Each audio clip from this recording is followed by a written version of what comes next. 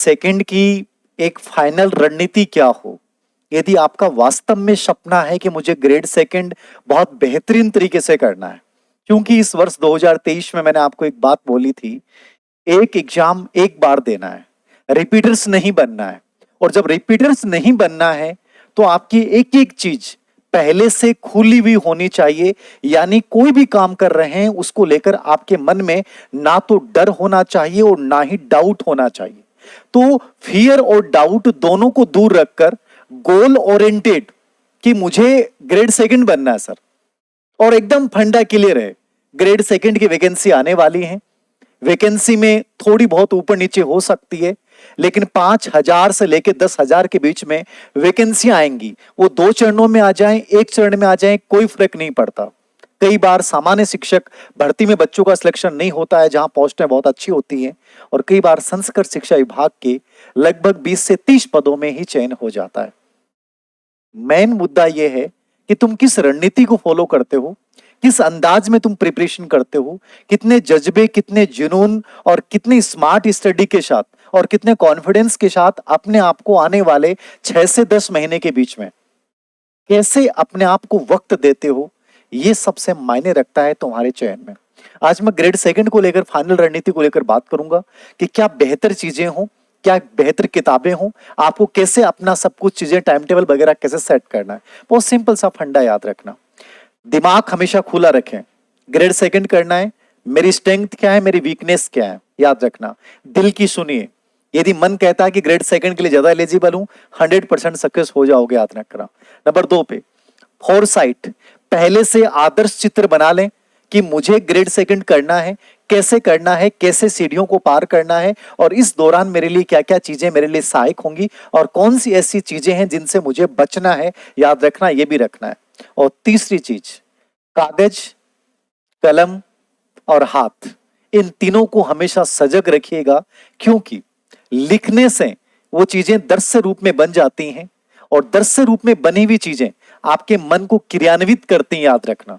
इसलिए हमेशा, चाहे मैं कोई चीज समझा रहा हूं, आप सिलेबस का एनालिसिस कर रहे हैं, कोई किताब पढ़ रहे हैं, कागज, कलम, हाथ हमेशा आपके एक्टिव होने चाहिए।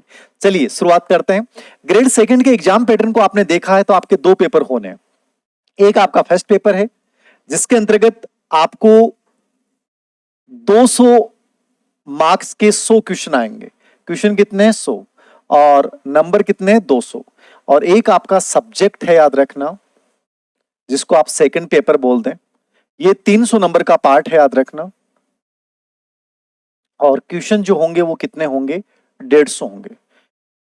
अब यहां 2 चीजें समझनी है। कोई भी एक पार्ट से आप किसी भी रणनीति को पार नहीं कर सकते। युद्ध क्षेत्र में जाना है तो तलवार के साथ आपकी ढाल होनी बहुत जरूरी है। केवल तलवार लेके चले गए तो सिर कट जाएगा, याद रखना। ढाल और तलवार दोनों पे अपेक्षित ध्यान देंगे, दोनों मजबूत होंगे तो युद्ध क्षेत्र में विजय सुनिश्चित हो जाती है। तो आपको भी यही देखना है कि ये मेरा फर्स्ट पेपर है और ये मेरा सब्जेक्ट है सेकंड पेपर।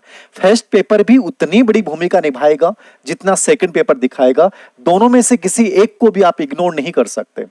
कड़ी वाइज, स्टेप वाइज एक एक चीज को बहुत अच्छे से स्ट्रॉन्ग बनाएं। जब परीक्षा के लिए टाइम हो और किसी भी एग्जाम की प्रिपरेशन करने के लिए मैं कहता हूं कि समय से पहले यदि आपको लगना है तो बहुत सिस्टमेटिकली एनालिसिस करें। मैंने पूरा सिलेबस निकाला, मैंने पूरे सेकंड ग्रेड के 10 साल के पूरे पेपरों का एनालिसिस किया, उसके बाद मैं ये वीडियो बना रहा हूं। यानी जितनी मेहनत आपको करनी थी वो मेहनत मैंने आप लोगों के लिए की है। मैं चाहता हूं कि आप भी साथ साथ चीजें मेहनत करें। जो चीजें बता रहा हूं एक एक चीज को फॉलो करें। याद रखना, अगली बार पेन लेने वालों में आपका नाम होगा, ये मान के रखिएगा। फर्स्ट पेपर 200 नंबर का है, 100 प्रश्न यहां पे आने हैं। कितने क्वेश्चन आने? 100 आने हैं। कंप्लीटली एक एक पार्ट की मैं चर्चा करूंगा, कैसे कैसे ध्यान देना है। बहुत इंपॉर्टेंट पार्ट है, याद रखना, क्योंकि ये अच्छा हो गया, ये अपने आप अच्छा हो जाएगा।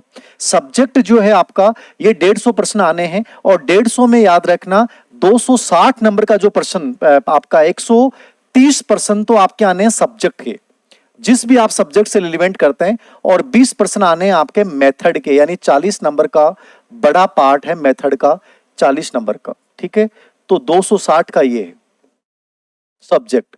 सब्जेक्ट आपका 260 का है। इसका जो लेवल आता है, याद रखना, वो सेकेंडरी लेवल होता है। यानी बुक्स, यदि आपको राजस्थान बोर्ड की बुक्स को प्रिफेयर करना है तो आपको 6 से 10 तक की किताबों के नोट्स बना लेने चाहिए। शॉर्ट में जो टॉपिक आपके सिलेबस में है उनको अच्छे से तैयार कर लें। यद्यपि कठिनाई का लेवल 12वीं तक का भी होगा, यदि 11वीं और 12वीं की किताब से रिलेवेंट टॉपिक मिलते हैं कि जैसे एसएसटी आपके विषय है और वहाँ history, geography, pol science, economics, ठीक है, दर्शन, इनकी यदि 11वीं 12वीं की जो किताबें हैं उनमें जो टॉपिक रिलेवेंट हैं उनको भी आप तैयार कर सकते हैं। ऐसे बायोलॉजी, केमिस्ट्री, फिजिक्स में भी आप कर सकते हैं कि 9th और 10th को तो बेस बनाना ही बनाना है। 11th और 12th की किताबों से जो टॉपिक सिलेबस के अकॉर्डिंग है उनको शॉर्ट्स में अपने नोट्स तैयार कीजिए, क्योंकि लगभग पर्सन एनसीईआरटी से पूछे जाते हैं। एनसीईआरटी राजस्थान में जो किताबें चल रही हैं वो एनसीईआरटी की चल रही हैं, तो आरबीएससी और एनसीईआरटी से कोई कंफ्यूजन आपके दिमाग में नहीं होना चाहिए। टीचिंग मेथड का जहां तक मैं समझता हूं, टीचिंग मेथड बहुत आसान होता है, बस थोड़ा सा ध्यान देना पड़ता है, आप इग्नोर नहीं कर सकते।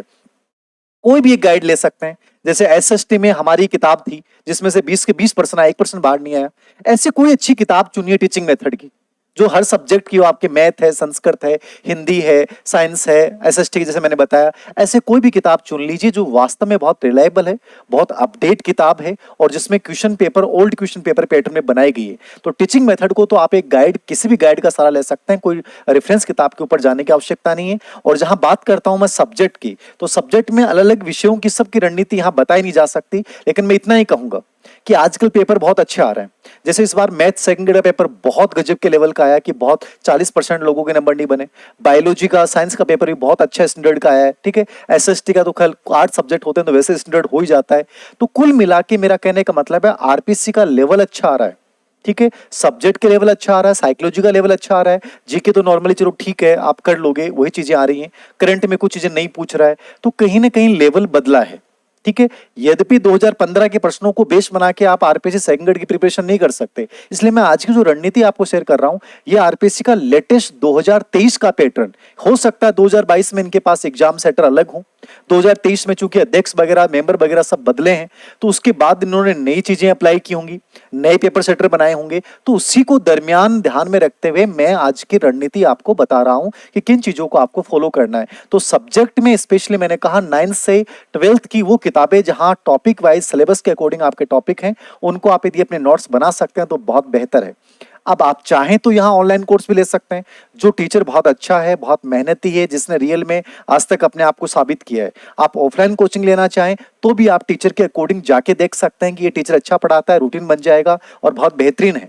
आपको जहां बेटर लगे, जैसे साइंस में हमने एक कोर्स जारी किया था, उसका उद्देश्य यही था कि 3 बड़ी फैकल्टीज को लाके, ऐसे ही आप कहीं भी ऑनलाइन या ऑफलाइन जहां आपको बेटर लगता है, बस आपको ये देखना चाहिए कि किसी दूसरे की राय को मानने के बजाय आप अपने आप देखिए कि वहां जो टीचर पढ़ा रहे हैं वो रियल में अच्छे हैं क्या। तो ये आपके ऊपर डिपेंड करता है। बाकी सबसे बेस्ट होता है सेल्फ स्टडी। यदि सही विषय वस्तु यदि आपके पास है तो सेल्फ स्टडी से बेटर कुछ नहीं है।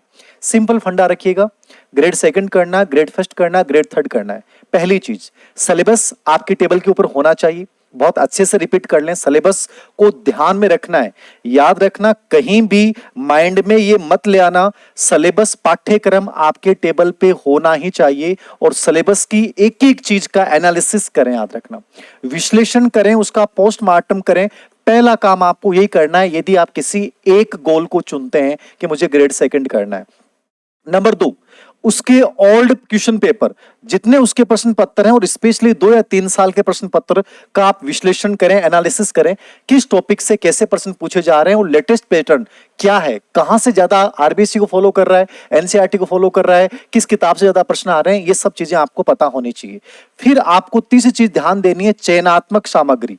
चयनात्मक का मतलब है बहुत ज्यादा विषय वस्तु नहीं चाहिए, बहुत ज्यादा किताबें नहीं चाहिए, एक पार्ट की एक किताब चुनिए, वो बेहतरीन होनी चाहिए। आप ऑनलाइन कोर्स ले रहे हैं तो एक का लें, ऑफलाइन ले रहे हैं तो एक का लें, दोनों चीजें अलग अलग कदापि नहीं लें। वैसे ही कोई किताब चुनते हैं किसी पार्ट के लिए, किसी एक किताब को चुनिए जो बेहतरीन हो, याद रखना, और उसी किताब को के साथ आपको लास्ट तक रहना है।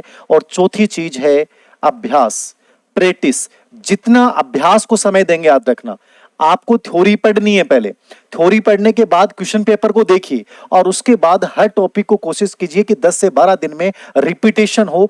जितनी प्रैक्टिस आपकी होगी, जितना अभ्यास आप कर पाओगे, उससे बेहतर कुछ नहीं है। अनावश्यक चीजों से बचना है, चयनात्मक सामग्री, ओल्ड प्रश्न पत्र का लगातार अभ्यास करना है, पाठ्यक्रम को अपने दिल और दिमाग में बसा लेना है और प्रैक्टिस मैक्सिमम करनी है। जितनी कम विषय वस्तु, जितना अधिक अभ्यास, उतना ही चयन होने की संभावनाएं बढ़ जाती हैं। एक एग्जाम सिर्फ एक बार, रिपीटर नहीं बनना है, रिपीटेशन करना है विषय वस्तु का, लेकिन रिपीटर्स नहीं बनना है। इसी थीम के साथ हम आगे बढ़ेंगे ग्रेड सेकंड में। तो